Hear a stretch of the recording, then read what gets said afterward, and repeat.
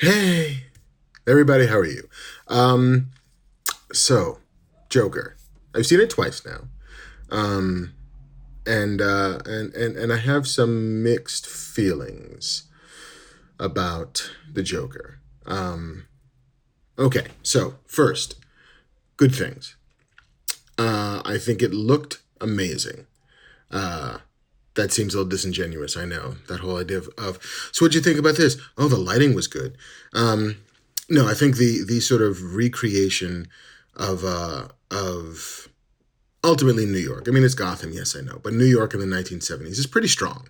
Um, the texture of it, the mood of it, the cinematography is great, the sound design is great, all of the set decoration and set dressing is pretty phenomenal. Um, I I think that Joaquin Phoenix is terrific. I mean, he's doing things. My favorite is when you see him start to have that kind of nervous tick laugh, and his eyes are crying, but he's laughing, and he's doing both of those at the same time. And it's gorgeous. And like there's a lot of interior work that he's doing. There's a lot of performative work that he's doing. The weight loss, I mean, that's always impressive, even if it doesn't really add like a ton to performance per se. But he's building this character of Arthur Fleck, and it's pretty impressive to see.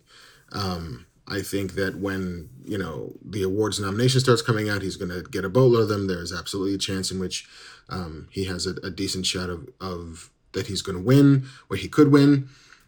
Would not be mad at it if it happened. Um, so there is a decent amount to recommend about this movie.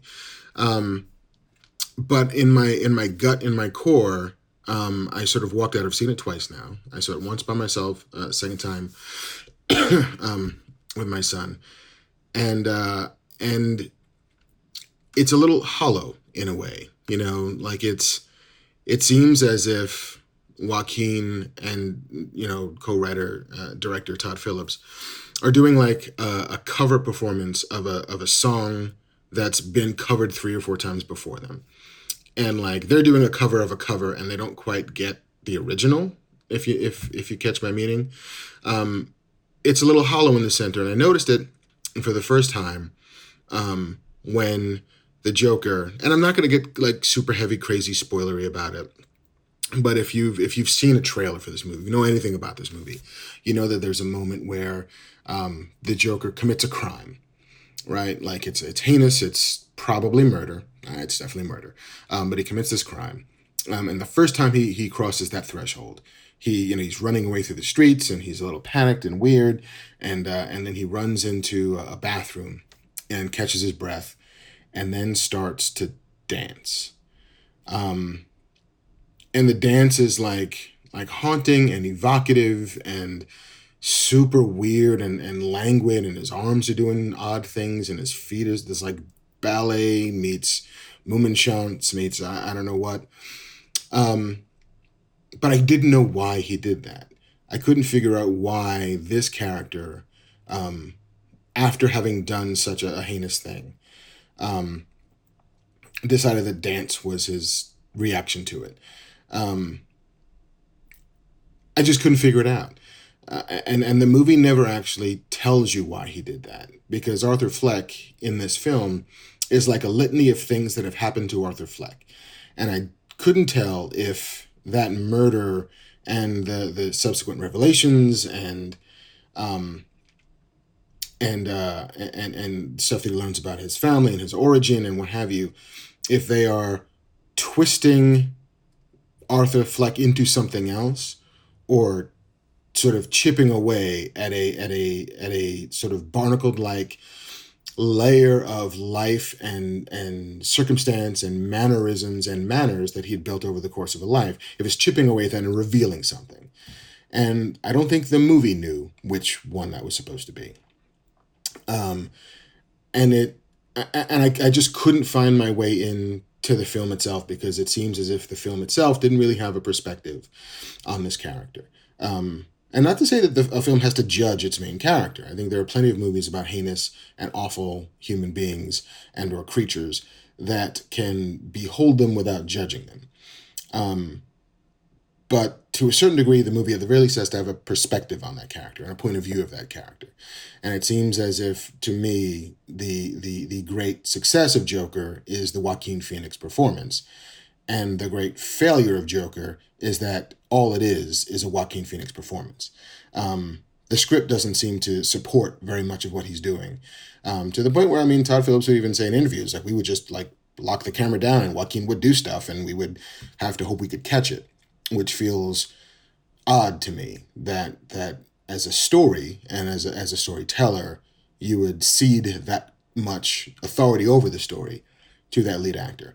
Um, Even if he's doing amazing stuff, even if he's doing um, phenomenal work, it seems as if it needs to be phenomenal work in service of something. And I couldn't figure out what the performance was in service of. Um, I was most sort of in with the movie when it had these little glancing blows with Batman lore as we know it or don't know it.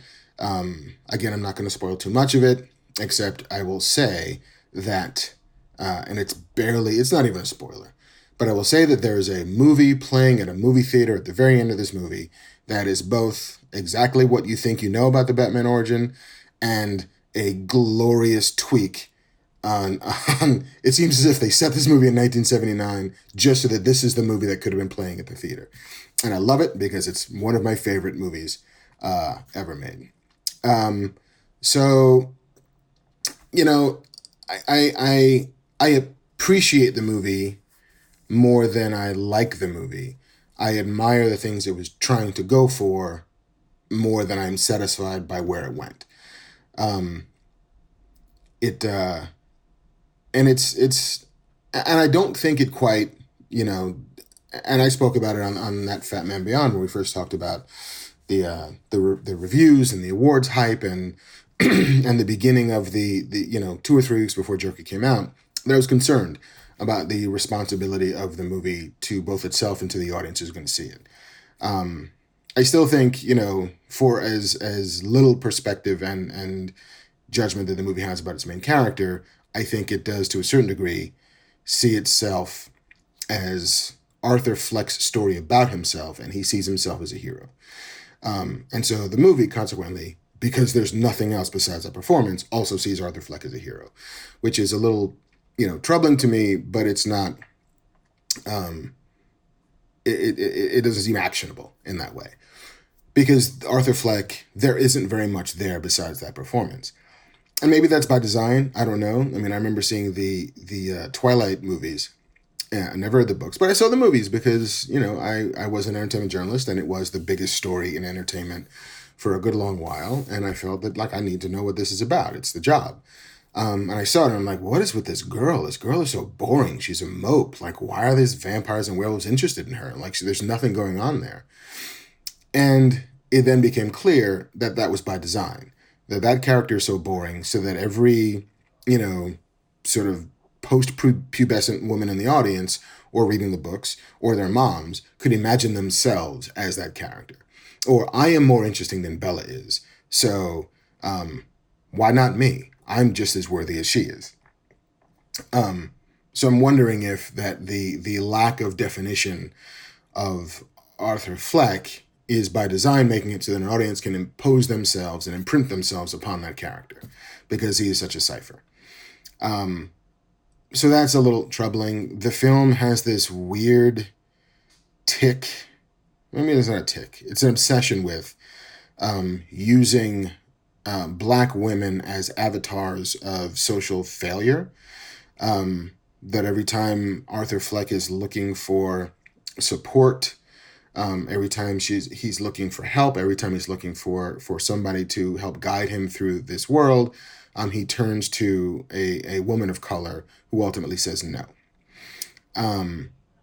which is weird. I don't know if that's a thing that Todd Phillips recognizes in the movie. I don't know if that's a thing that he wanted to put in the movie by design.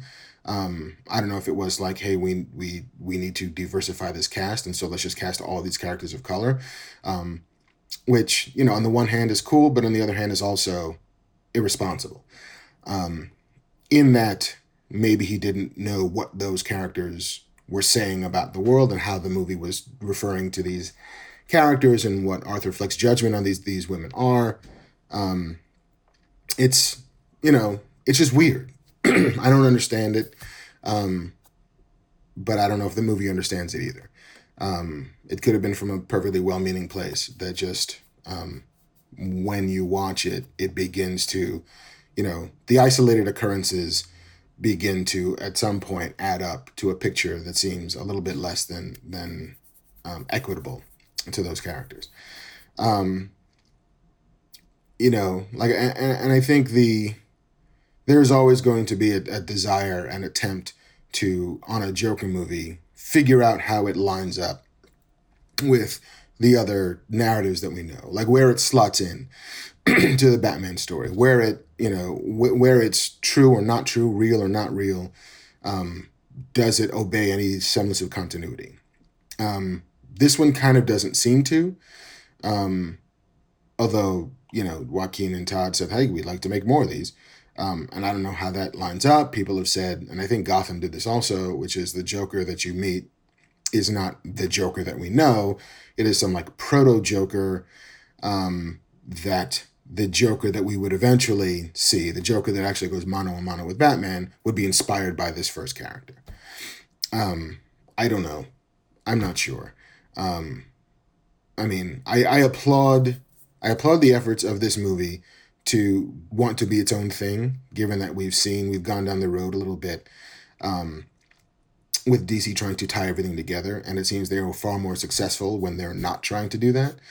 And so, yeah, man, do your own thing, be your own thing, but don't be afraid that you're a comic book movie. Don't be afraid to embrace your origins. If comic book fans are about anything, it's about origins. If this movie doesn't exist unless it's about an origin. So yeah, I have feelings about it to be sure, and I think I've talked about some of them. I think maybe later on we'll dive a little bit deeper into like actual plot stuff and things that I dig and things that I don't dig.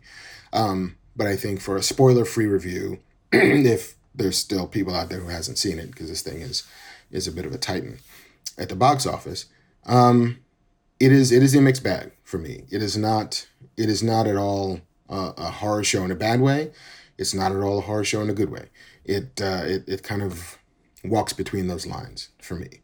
If I had to give it a letter grade, it's kind of probably like a B minus, I think, because the greatness of that performance is somewhat diminished, I think, by the lackluster sort of lack of enthusiasm of the script, of the actual narrative, of the actual story, and it's somewhat refusing to want to stick a landing, even though it has like 4 or 5 of them. But yeah, if you like it, power to you. If you don't like it, I understand why. These are all just opinions. These are all just, every time you go into a movie, you come away with it with the way it made you feel, and the way it makes you feel is as valid as the way it makes me feel, is as valid as the way it makes anybody else feel. The only thing that differs is, how you can articulate that feeling, and if other people respond to that. But, never let anybody say that your opinion is invalid, because that's not how opinions work. Art is subjective, and each of us come to it with different things. And, the life that I've led that has led me into that door to watch that movie is different than the life that you led that led you through that door to watch that movie. So, if you dug it, power to you. Nobody wants a bad movie. If you didn't like it, just as good. Everybody wants a better movie. So listen. Hit us up on the Twitters. Kev is gone for a while.